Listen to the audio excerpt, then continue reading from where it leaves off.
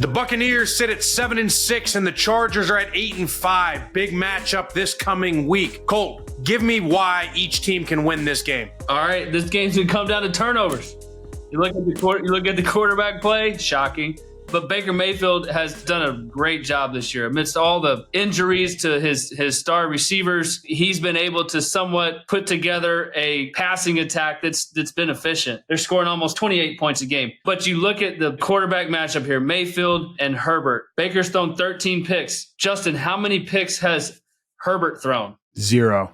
1. He's thrown 14 touchdowns and 1 interception. This is what the Chargers do. The Chargers run the football well, they protect the football well, and they figure out ways to win games at the end, and they play very good defense. And I think this is going to be a hard matchup for the Bucs. I know their offensive line is playing very well, especially on the edges, but at the end of the day, I look at this matchup, and I think the Chargers are just a solid football team. They lack weapons on offense for Herbert, so you don't see all these explosive pass plays down the field, but they're just efficient and effective. They play good field position, and they don't turn the ball over. And I think they're playing at home. Bucs got to travel a long ways. Tampa Bay being 7-6 and having a pretty easy schedule to finish out the season. I think they still win the NFC even with a loss this week.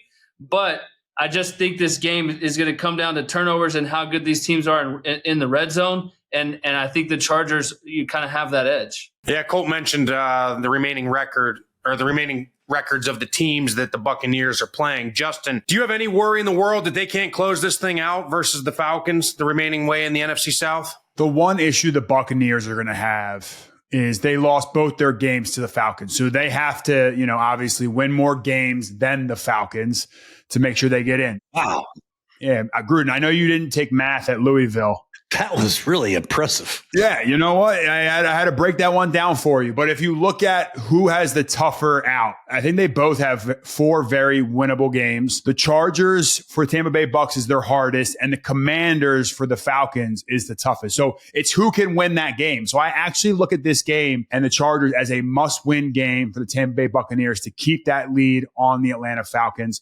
AQ, you called it before the season. You said, hey, guys, we're sleeping on the Tampa Bay Buccaneers. Baker Mayfield, that's not a fluke. This offensive line and this running game is not a fluke. Bucky Irvin has come in. He's 2x'd what this offense can do. If the Buccaneers had Chris Godwin, who was playing his best football of his career, it would be no question Tampa Bay would have it. Mike Evans is going to go over 1,000 yards. They're going to beat the Tampa Bay Bucks that we know. I think that this schedule is very much more favorable for the Buccaneers. Yeah, I love this. I really do. I love this Tampa Bay Buccaneers team, and I think it all starts with Baker. Baker brings a lot. But let's go to the other side of the country, the other team in this matchup, Jay. The Chargers. I don't know if any of us had them being this good. 8-5. This is what Jim Harbaugh does. And my question to you, Jay, is: are they contenders? I think they're going to make the playoffs, but once they get in the playoffs, can they contend? I don't know. It's hard to tell because really they've had 2 wins. They beat Denver, I think is the only team they beat with the winning record. An impressive win against Cincinnati, 34-27. They beat Atlanta 17-13 when they picked off Kirk 5 times. Other than that, they really haven't beat anybody, so it's really hard to tell. Now, you got to play the teams on your schedule. I get it, but I was about to say, what did you say about the Vikings to me last week? Continue. This is my segment, Justin. Please be quiet. Sorry. Over there in the top right screen. That's my biggest concern. Obviously, Harbaugh's done a great job. They have an elite quarterback, in my opinion, Justin Herbert. They can run the ball, but losing J.K. Dobbins hurts. They just don't have any go-to receivers. I think they're pretenders right now until they get some help for Justin Herbert on the outside. Other than Ladd McConkey, I think they're going to be pretenders for a while. Defensively, they're pretty damn good. They play great red zone defense, and they stop you from scoring. They give up yards here and there, but they do a great job of limiting the points that other teams score, which is the goal of a good defense. So that'll keep them in a lot of games. And then Justin Herbert, as good as he is, will keep him in a lot of games. But overall, I just don't think they have the talent to win big games against really good teams. I love it. Well, before we get rolling a little bit further into this game breakdown, Mike Evans is well over 10,000 yards receiving. And guess where we're trying to go? Over 10,000 subscribers on this YouTube channel. So make sure you hit that like button, hit the subscribe. Continue to chime in on our content and continue to tell us where we need to go and what you want to see following along on Clean Pockets YouTube channel. And talk shit to Jay Gruden. Give a little corrective criticism to Gruden down there. Yeah, give it your best shot. I'll take it. Yeah. He's coming back hot, I promise. Justin, as a former player this late in the season, when you're starting to wear down and you're banged up, can you explain how hard it is to push through some of these injuries and nagging things you got going on? Yeah, this is a tough time. You got to make sure you're getting in early. You're doing all the little things right. You're making sure you get the extra body work in. You're doing all the film work. This is the true test of a pro. This is where you see a lot of the rookies start to hit that rookie wall. The college football season's coming to an end. So for a young team like the Chargers and have some rookies, out there playing big time football, that would be a concern. And if you're the Buccaneers on the other side, they have a lot of veterans that have been in these situations before that know what they're doing at this point in the year. So I would say as a veteran on those teams, continue to lead from the front. Lean on the head coaches. Harbaugh wears his guys down. They're probably flipping tires right now at practice, getting ready to play the game. And Herbert's like, I'm a little banged up, coach. He's like, no, we're flipping tires today, Justin Herbert. I love you. Give me a high five. Sing for He's a Jolly Good Fellow with me and start flipping tires. This is the time of year when you lose a tough game, you start looking at flights to Cabo. You're starting to see like, hey, what's the weather like in Mexico? Just in case. So if you're a team out there in contention, and you lose a game this week, don't start looking at those Cabo flights. Make sure you're locked in.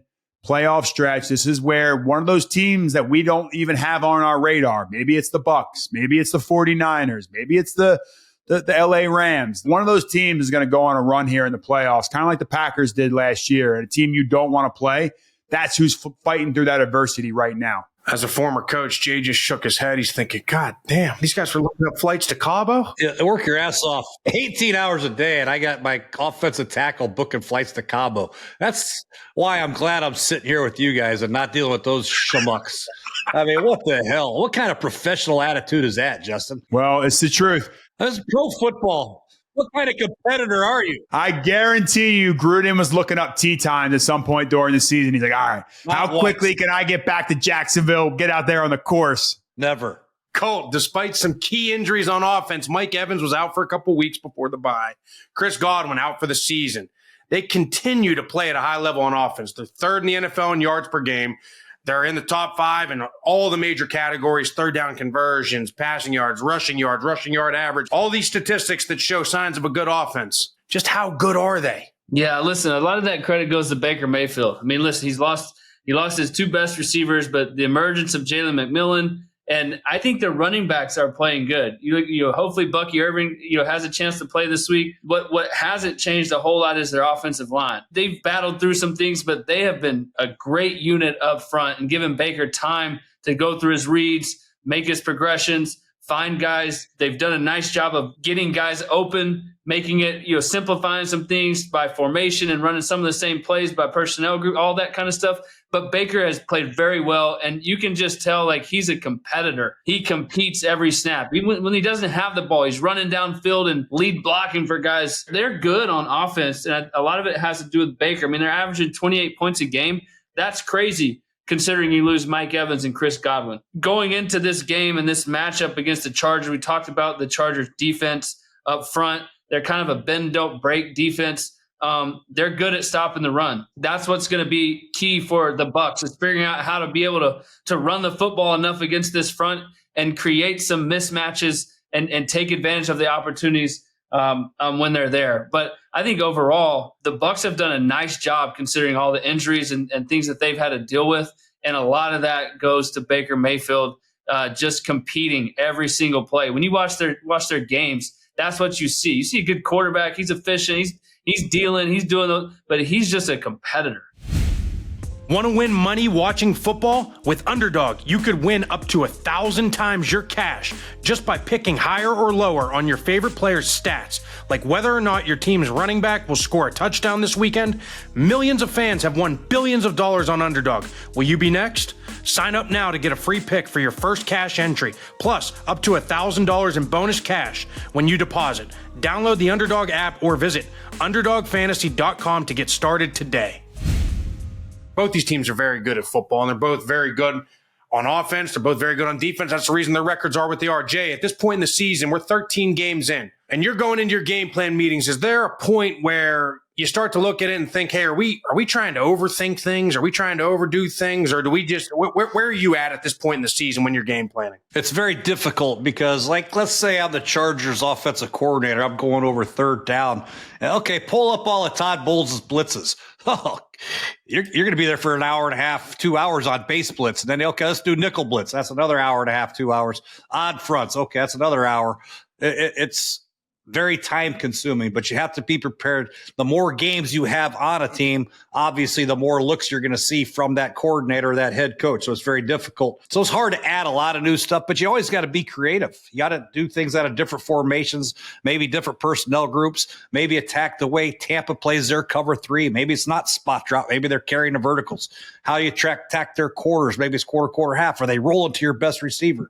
So you got to always be in the process of thinking of new things, but also focusing in on the things that you do best with the players that you have. And clearly, Tampa Bay right now, with the offensive line they have, their ability to run the ball is very good right now. Obviously, Mike Evans getting him the ball and Jalen McMillan, like you mentioned, and Kate Otten, they can get you a lot of different ways. But this is going to be critical for Tampa to figure out a way to run the ball against this Charger defense and limit the drop back passes with Khalil Mack and Bosa coming after him and Derwin James hovering around there in the secondary. So I need the Bucs to turn this into a physical bloodbath matchup. Keep it a low scoring game. Probably that's the way the Chargers want it, but I think that's the way the Bucs have to win the game. Yeah, I love that you said that because, I mean, you're right. I mean, my 1 year coaching, I didn't realize all the stuff that went into it. You're right. I mean, you sit in there and it's like, all right, it's week 14 and there's 150 blitzes from the year. It's like, do we really need to go through all 150 or do we just take the 4 games or take the 8 games? You know, there's so much stuff that it just becomes, all right, now it's the chess match. Now we just go back and forth. We got to figure it out on the fly, right? But having said all that, who do you think wins this game? I'm taking Tampa, to be honest with you. I love Tampa. You know, Tampa's the only team to beat Detroit. That's pretty good. They beat Philadelphia as well. They have the ability to beat everybody on their schedule, but as we know, Baker can really do some unique things with the football. So if he can protect the football, no turnovers, Justin, you like that? I think they'll get it done because for Chargers to run the football, Tampa has a pretty good run defense, and they have one of the best run defenders in the game that they have, Vita Vea. Justin, who do you got? I, unfortunately, am agreeing with Gruden. Look, they beat the Commanders as well. I know that's the unbeatable Commanders that Jay Gruden loves to get all riled up, his former team. The Tampa Bay Bucs have a lot of good things going on. You can run the ball late in the year. You don't have to overthink it. Like, that's what a lot of these coaches do. They outthink themselves sometimes. Just do what you do best. Run the ball, throw it up to Mike Evans, let Baker scramble around, make those plays off kilter, and they're going to make this happen. It's another tough travel for the Chargers too.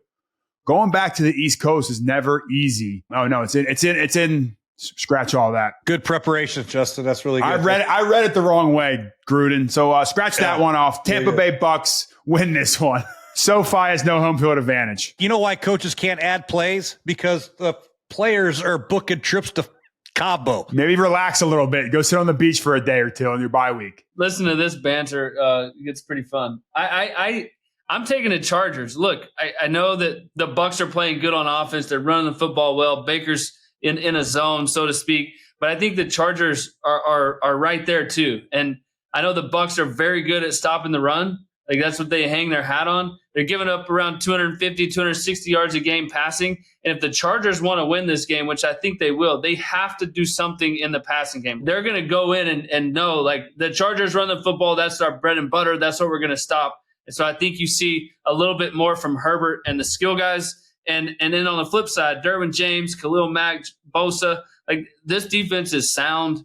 They're hard to beat at home. And I think overall, I'm taking the Chargers. I'm going to go with the Chargers as well. And I went with them last week. I thought they could have, should have, would have beat the Chiefs. They didn't. Here we are coming off a tough loss, and they need a win. They're playing at home.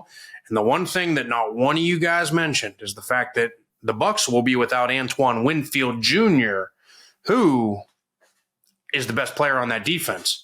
And I think, having piggybacked off of what Colt just said and the fact that they're giving up 250 yards passing with Antoine Winfield Jr., it's going to be even more. Look for the receivers of the Chargers to have a much bigger game. When I was with the Buccaneers in 2020, Justin Herbert was a rookie, and he hit a cover 0 50-yard bomb for a touchdown in his 4th game. And I was like, okay, this guy's got it. This guy's got it. look for another one this week. The only issue is Herbert doesn't have Keenan Allen, doesn't have Mike Williams. Ladd McConkey didn't play last week, so I'm not nervous about Josh Palmer just beating me up all day long. No offense to Josh Palmer. They got to show up. That's going to be the plan. They're working on it all week. We'll see if it happens. This is the type of game Chargers can win, obviously, because they're going to play ugly and force Baker into doing something really stupid. Change your pick then, Gruden. Change your pick. I might. Nah, I'll take Tampa.